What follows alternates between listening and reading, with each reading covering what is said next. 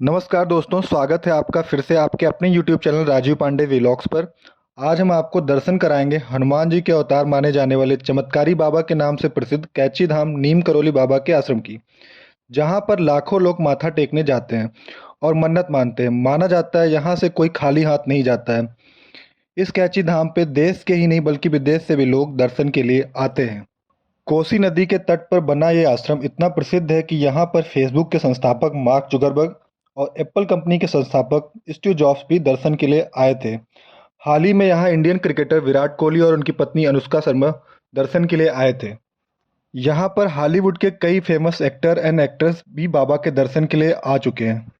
इस वीडियो के माध्यम से हम आपको संपूर्ण जानकारी देंगे, जैसे कैची धाम कैसे पहुंचा जाए, कहां रुका जाए, क्या बजट स्टे हो सकता है, कैसे मंदिर के संपूर्ण दर्शन किए जाएं और क्या कहानी है पूरी की पूरी कैची धाम के पीछे की, और बाबा का नाम नीम करोली बाबा कैसे पड़ा। तो इस वीडियो को बिल्कुल मिस मत करिएगा और वीडियो को अंत तक जरूर देखें। तो सबसे पहले हम आपको बताएंगे कि कैची धाम पहुंचे कैसे।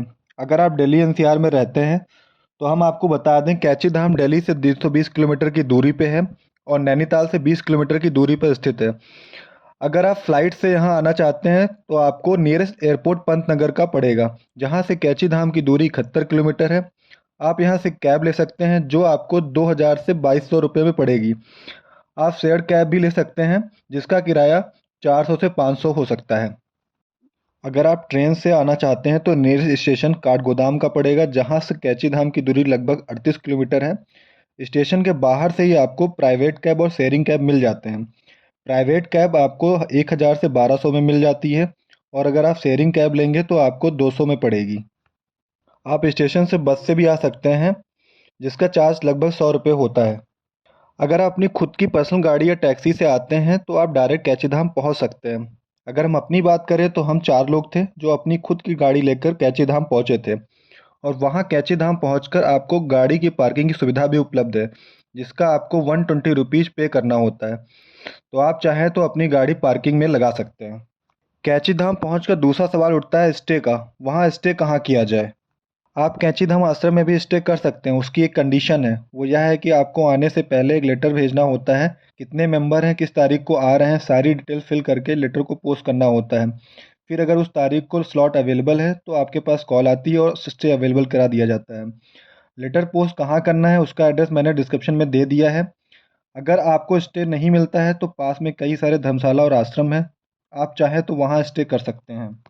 नॉर्मल डेज में स्टे चार्ज लगभग 1000 से 1200, बट अगर आप मंगलवार या शनिवार में जाते हैं तो आपको यही 2000 से 2500 तक पे करना होता है। मैं रिकमेंड करूंगा आप स्टे प्री बुक करके आएँ। अगर आप स्टे नहीं करना चाहते हैं, ट्रिप को बजट में रखना चाहते हैं, तो यहाँ पे सुलभ शौचालय भी उपलब्ध है। अगर आप चाहें तो वहाँ पर फ्रेश होकर और नहाकर मंदिर में दर्शन के लिए जा सकते हैं। जैसे ही आप मंदिर में अपने कदम रखते हैं तो आपको एक अलग पॉजिटिव वाइब्स फील होती है जो शब्दों में बयां करना मुश्किल है। जब आप वहां जाएंगे तभी वो वाइब्स फील कर पाएंगे। मंदिर के पास बहती हुई कोसी नदी है। आप जैसे ही ब्रिज से उसे पार करेंगे आप अपने जूते चप्पल उतारिए और चले जाइए मंदिर में दर्शन के लिए।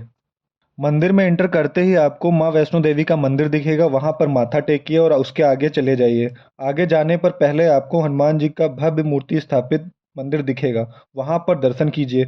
मंदिर परिसर में कैमरा अलाउड नहीं है तो इस बात का विशेष ध्यान रखना है।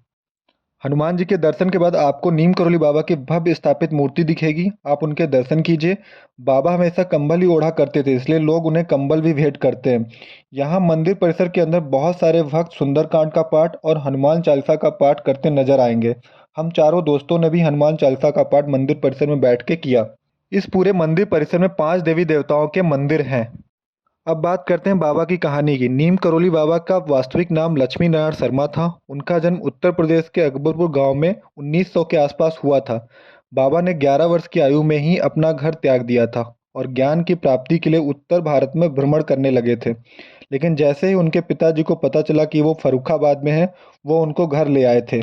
15 वर्ष की आयु में उनकी शादी हो गई थी और उन्हें 2 पुत्र और एक पुत्री हुई थी। 17 वर्ष की आयु में उन्हें ज्ञान की प्राप्ति भी हो गई थी। उस दौरान उन्हें लक्ष्मण दास, हांडी वाले बाबा, तिकोनिया वाले बाबा सहित कई नामों से जाना जाता था। उन्होंने गुजरात में वमानिया मोरवी में पानी के ऊपर बैठकर तपस्या की तो लोग उन्हें तलैया बाबा भी कहते थे। एक बार बाबा फर्स्ट क्लास कंपार्टमेंट में सफ़र कर रहे थे। जब टिकट चेकर आया तो बाबा के पास टिकट नहीं था। तब बाबा को अगले स्टेशन नीम करौली में उतार दिया गया। बाबा थोड़ी ही दूर पर अपना चिमटा जमाकर बैठ गए। ऑफिसर ने ट्रेन को चलाने का ऑर्डर दिया, परंतु ट्रेन एक इंच भी अपनी जगह से नहीं हिली।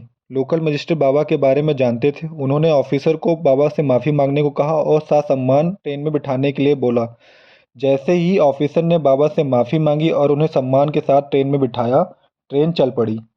तभी से बाबा का नाम नीम करौली पड़ गया। बाबा नीम करौली जी के ऐसे सैकड़ों किस्से हैं। बाबा ने अपने शरीर का त्याग 11 सितंबर 1973 को वृंदावन में किया था।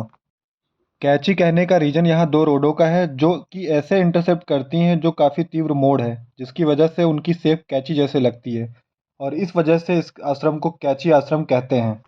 तो दोस्तों, अगर आप भी कुछ समय से परेशान हैं और जीवन में कुछ सही नहीं चल रहा है, तो आप भी कैची धाम जाइए और माथा टेक कर आइए। आपका जीवन बदल जाएगा।